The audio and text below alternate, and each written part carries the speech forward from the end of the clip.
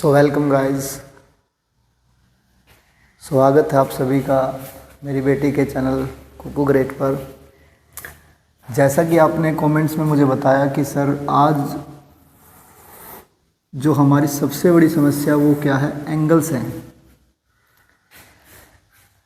Angles में आपने बताया कि सर हमें ये नहीं पता कि कोरस्पॉन्डिंग एंगल कौन से होते हैं, अल्टरनेट एंगल कौन से होते हैं, अल्टरनेट इंटीरियर कौन से होता है, एक्सटीरियर कौन सा होता है, या कोई इंटीरियर कौन से होते हैं, या फिर लीनियर कौन सा होता है। तो बेटे आज हम आपको यही एंगल्स जो है क्लियर करेंगे। देखिए हमारे पास जो है मैंने दो लाइन ले ली जिनको मैंने M और N नाम दे दिया। दो पैरेलल लाइंस। पैरेलल लाइंस कौन सी होती हैं?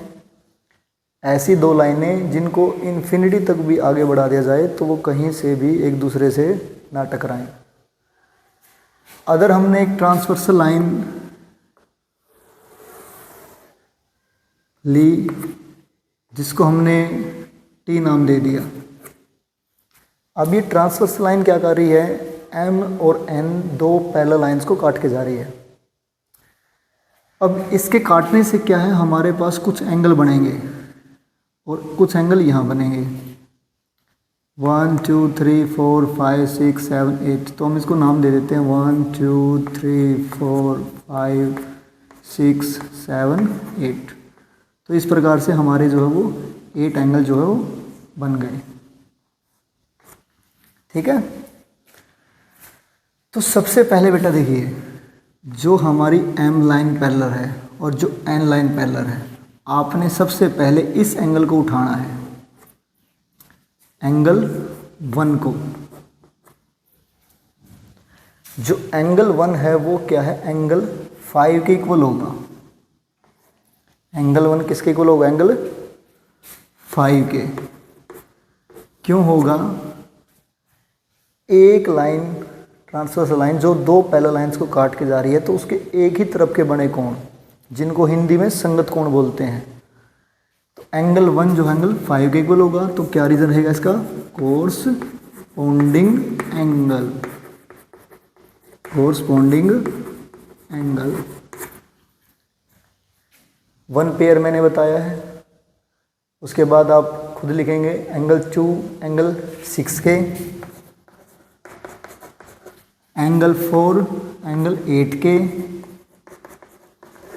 और एंगल 3 एंगल 7 के। तो all these are the pairs of corresponding angles.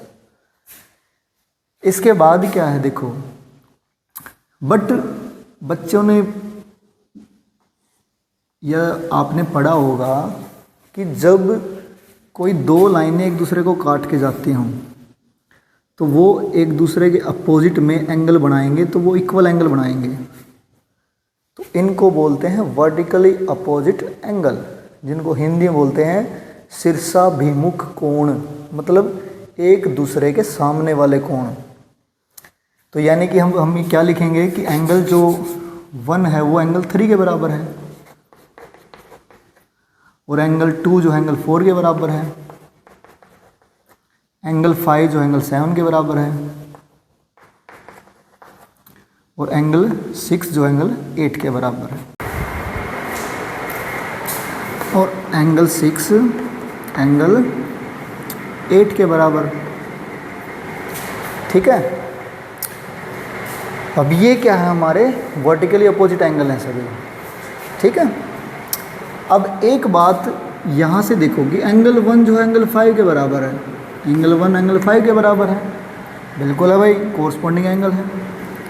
Angle 1 angle 3 के बराबर है, बिल्कुल है भाई, वर्टिकली अपोजिट एंगल है। इसका मतलब अगर एंगल 1 एंगल 5 के बराबर है तो एंगल 1 3 के बराबर है, तो एंगल 3 और एंगल 5 भी क्या होंगे, इक्वल होंगे कि नहीं होंगे। तो एंगल 3 जो है वो एंगल 5 के इक्वल हुआ है ना। As it is angle 2 angle 8 के बराबर हुआ। अब ये तो हमने इनके माध्यम से पता चल गया, बट डायरेक्ट रीजन क्या होगा इनका, डायरेक्ट रीज़न क्या होगा कि एक लाइन जो ट्रांसवर्स लाइन है उसके दो पैरेलल लाइंस को जो काट के जा रही है, अगर उसके मुंह फेरे कोण यानी कि उसके अपोजिट, जैसे नई नवेली दुल्हन आती है ना, तो नई नवेली दुल्हन क्या करेगी, जैसे ही उसके जेठ को देखेगी तो वो अपना मुंह क्या करती है, ऐसे घुमा लेती है ना। तो ठीक ये भी वही है कि भाई जैसे ये दुल्हन थी और यहाँ इसने क्या जेठ को देखते ही मुंह घुमा लिया हो, तो इनको बोलते हैं बेटा अल्टरनेट एंगल्स। अगर पैरेलल लाइन के अंदर के एंगल हैं, इनके अंदर के एंगल हैं, तो उनको बोलेंगे अल्टरनेट इंटीरियर एंगल, अंदर के कोण, इंटीरियर एंगल, इंटीरियर एंगल। और अगर ये क्या है, बाहर के एंगलों की बात चलेगी, जैसे कि एंगल 4 जो एंगल 8 के बराबर है, एंगल 4 एंगल 8 के बराबर, तो इसका मतलब एंगल 4 एंगल 6 के बराबर होगा। तो एंगल 4 और एंगल 6 और एंगल 1 जो एंगल 7 के बराबर हुआ। तो ये जो है यह क्या है, अल्टरनेट इंटीरियर के बजाय ये बाहर हैं तो एक्सटीरियर एंगल। तो ये कौन से एंगल होंगे, alternate exterior angle, alternate exterior angle. Corresponding angle आए समझ में, वर्टिकल अपोजिट भाई एक दूसरे के सामने, समझ में आई। उसके बाद अल्टरनेट इंटीरियर और एक्सटीरियर में फ़र्क आया। अब एक शब्द आया कि को इंटीरियर कौन से एंगल होते हैं सर, को इंटीरियर कौन से एंगल होते हैं। अब को इंटीरियर कौन से एंगल है बेटा, अब ये जो दो पैरेलल लाइन है, इंटीरियर जहाँ भी आ जाए अंदर की बात होती है, तो यहाँ एंगल जो हमारी पैरेलल लाइन्स हैं इनके अंदर के एंगल देखिए, जो एंगल 2 है और एंगल 5 है, ये अंदर के, ये अंदर के, ये एंगल, तो एंगल 2 और एंगल 5 इन दोनों का जो सम होता है वो 180 होता है। और एंगल 3 और एंगल 8 का भी सम क्या होगा, 180 होगा। क्या रीज़न होता है, इनको बोलते हैं को इंटीरियर एंगल। तो 4-5 बातें मैंने बताई आपको, corresponding angle, vertically opposite angle, alternate interior, alternate exterior angle, को इंटीरियर एंगल। इसके बाद बेटा रहेगा लीनियर एंगल्स। देखिए यदि एक लाइन, अगर हम इसको एम को काउंट करते हैं और एक टी ट्रांसवर्सल लाइन टी को काउंट करते हैं, तो देखिए एंगल 1 और एंगल 4 इनका सम 180 होगा, लीनियर पेयर। एंगल 1 एंगल 2 का भी सम 180 होगा, क्योंकि अब देखिए ये लाइन जो है क्या है, एक स्ट्रेट लाइन होगी और इसके ऊपर दो एंगल, स्ट्रेट एंगल बोलिए, लीनियर एंगल बोलिए, दोनों का सेम है। बस फ़र्क क्या होता है कि अगर लीनियर पेयर में क्या होगा, 2 का पेयर होगा। स्ट्रेट एंगल में क्या हो सकता है कि एक लाइन के ऊपर 2 से ज़्यादा एंगल भी बन सकते हैं, लेकिन उनका जो सम होगा ना वो 180 डिग्री ही होगा। ठीक है, तो as it is angle 2 plus angle 3 का भी 180 होगा। इसको भी आप स्ट्रेट एंगल या लीनियर पेयर्स बोल सकते हैं। एंगल 5 प्लस एंगल 8 का भी सम 180 लीनियर पेयर। एंगल 5 और एंगल 6 का भी सम 180 लीनियर पेयर। एंगल 6 और एंगल 7 का भी 180 लीनियर पेयर। आई थिंक कि इसके बाद आपको एंगल्स में ज़्यादा समस्या या ज़्यादा प्रॉब्लम नहीं होगी। फिर भी अगर आपको कोई समस्या है तो मुझे बताएं कि सर मुझे ये चीज़ समझ में नहीं आई।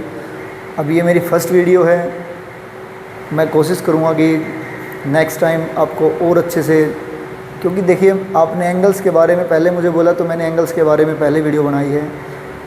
ठीक है, सपोर्ट कीजिए। आप जो कमेंट्स बोलेंगे, जो कमेंट्स में आप बताएंगे कि सर इस पे ऊपर बढ़ा, धीरे धीरे मैं मैथ का, जैसे एक बच्चे ने डाला मेरे पास कि सर 6 चैप्टर जो हमारा ट्रायंगल वाला है, जो बीपीटी थ्योरम है, इसके ऊपर पूरा लेक्चर जो है वो डालिए। तो नेक्स्ट टाइम मैं नेक्स्ट जो मेरी वीडियो होंगी उसके ऊपर ही होगी, और उसके बाद फिर ट्रिग्नोमेट्री के ऊपर होगी। उसके बाद कम्पिटिटिव एग्ज़ाम में जो भी हमारे पास आते हैं, जैसे छोटी छोटी जो एलसीएम एचसीएफ या अदर्स की वीडियोज़ होती हैं, तो मैं ट्राई करूँगा कि उसके ऊपर मैं आपको कुछ दूँ। तो सपोर्ट कीजिए, शेयर कीजिए, लाइक कीजिए, सब्सक्राइब कीजिए। Thank you.